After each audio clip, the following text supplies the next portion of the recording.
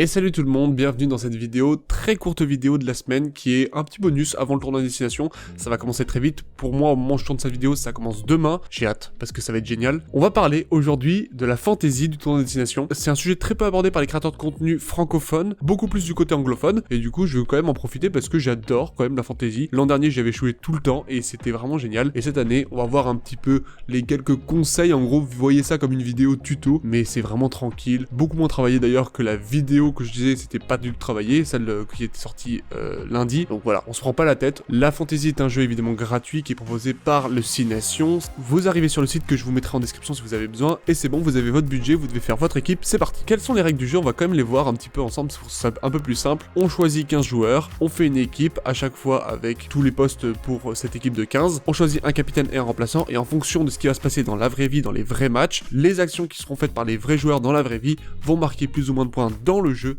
et ça c'est génial. Vous avez un budget de base de 140 étoiles, ce qui est énorme par rapport à l'an dernier. De mémoire c'était beaucoup moins l'an dernier, je crois que c'était 180 mais je sais plus exactement. Donc là c'est facile, vous achetez les joueurs que vous pouvez, les joueurs sont notés en fonction des étoiles. Les étoiles vont de 5 à peu près à 20 pour les meilleurs joueurs. Soit alors on a le même budget mais parce que l'an dernier on avait 3 remplaçants à faire au lieu d'un cette année, ce qui est quand même bien différent. Et globalement, la moyenne est à peu près à 12-13. Ce qui va nous intéresser le plus, c'est les points marqués par les joueurs dans la vraie vie. Ces points sont faits en fonction vraiment de leurs actions, donc s'il y a une personne qui marque un essai, il va gagner 10 points. Vous avez un barème qui est très important, je vais vous le citer un petit peu. Donc essai 10 points, passe décisive c'est 4 points, transformation 2 points, drop 5 points, pénalité 3 points, défenseur battu 2 points, mètre avec le ballon c'est 1 point par 10 mètres effectués, et c'est à chaque fois par palier, c'est-à-dire que si vous avez 19 mètres, vous allez avoir qu'un seul point. Si vous faites un 50-22, ce sera 7 points. Il y a aussi quelques actions défensives, le plaquage, le grattage et l'interception sur touche. Évidemment, si vous faites une pénalité, il y aura des points en moins. Ce qui est pris en compte aussi, ce sont les cartons jaunes et les cartons rouges,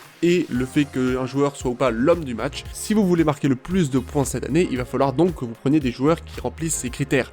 Prenez des joueurs qui marquent des essais le plus possible, prenez des buteurs, c'est ultra important. Un buteur ça va être très très bien, surtout que dans le rugby moderne où on marque forcément beaucoup de points, les équipes passent facilement la barre des 20 points, ça peut très vite monter, c'est très important. Alors le système n'est pas parfait, globalement le système de points marche mieux pour les arrières et non pour les avants, parce que quand vous voyez le nombre de critères qu'il y a pour les actions offensives et défensives, c'est pas du tout la même chose. Et en fait ce système de points est pas forcément juste pour des travailleurs de l'ombre, ceux qui font beaucoup de plaquage vont y arriver, mais ceux qui sont importants dans la gestion d'une équipe, qui sont leaders, n'auront pas forcément autant d'importance que ce que veut le jeu.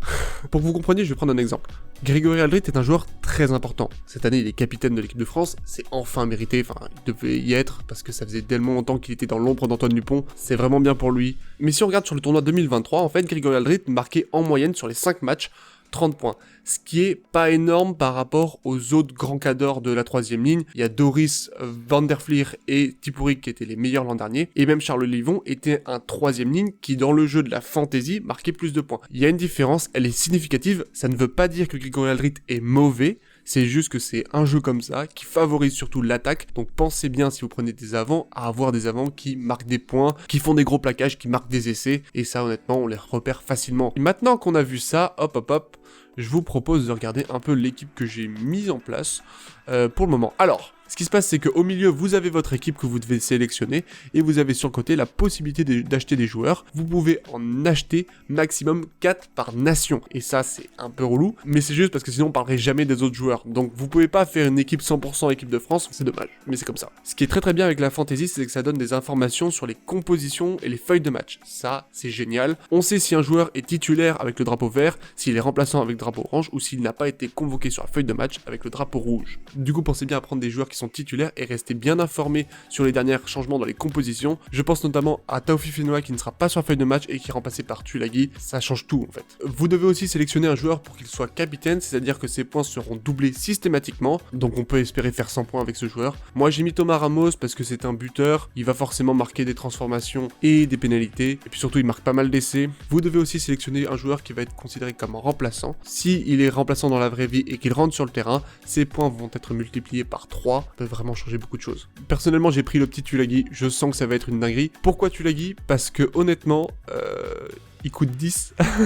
Il coûte 10, c'est que dalle. Meafou et Tuilagi, faites très attention à eux parce que c'est des joueurs qui n'ont pas encore évolué au niveau international, mais on sait forcément qu'ils sont excellents. Prenez-les, foncez dessus parce que leur valeur va vraiment augmenter. Ah oui, ça je vous l'ai pas dit, mais la valeur des joueurs va forcément fluctuer. C'est pour ça que je vous dis, méfiez-vous d'un James Lowe et d'un Damien Penaud qui sont à 20 étoiles. C'est très très dur de monter. Il y a un joueur qui a réussi à faire ça l'an dernier, c'était Dupont, et c'était le seul pour y arriver. C'est possible, hein, Damien Penaud est au meilleur niveau, mais c'est un risque de prendre Damien Penaud, en tout cas pour un match contre l'Irlande, surtout vu les autres joueurs qu'il peut y avoir sur le terrain. Et en prenant en compte que vous ne pouvez avoir que 4 joueurs de la même nation, et ça va vite vous limiter. Si vous voulez, on peut regarder ma petite équipe, c'est un truc qu'ils ont ramené cette année, ça c'est génial, je viens de le découvrir, c'est honnêtement, c'est fou, c'est lisible, et ça c'est trop bien.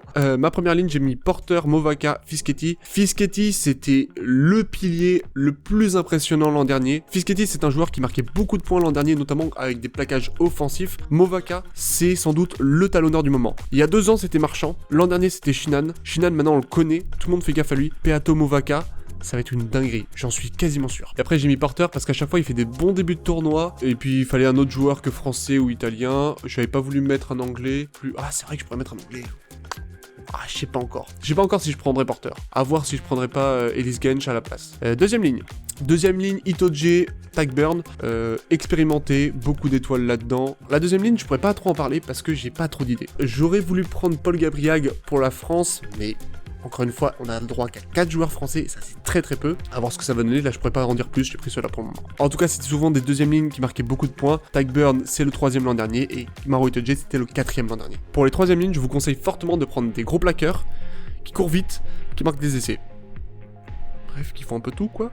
C'est un peu ça, donc moi j'ai voulu prendre Charles Olivon, parce que Charles Olivon dans le tournoi destination, c'est stratosphérique. Van der Fleer, meilleur joueur du monde 2022, je pense pas avoir besoin de m'expliquer. Lorenzo Canone, il est encore très jeune, mais il peut faire un très bon tournoi, et je me dis que pour cette journée-là, ça peut être très très intéressant. Pour la charnière, c'est pas très compliqué, honnêtement, prenez Finn Russell et Gibson Park. Pourquoi? Parce que cette année, il n'y a pas Antoine Dupont, évidemment, sinon vous prenez Antoine Dupont. Gibson Park, c'est le numéro 9 en puissance en Europe, il n'y a plus Antoine Dupont, donc lui, là, il va tout écraser, j'en suis quasiment sûr. Finn Russell, son avantage à lui, c'est qu'il est buteur, et donc du coup, il va marquer des points, c'est le maître à jouer avec l'Écosse. En plus, l'Écosse va jouer contre le Pays de Galles, qui est une équipe en grande difficulté. Russell me semble évident, même s'il coûte cher, prenez Russell. Et j'ai hésité avec Jalibert longuement, mais Jalibert n'est pas buteur, donc forcément dans la fantasy, il va marquer moins de points.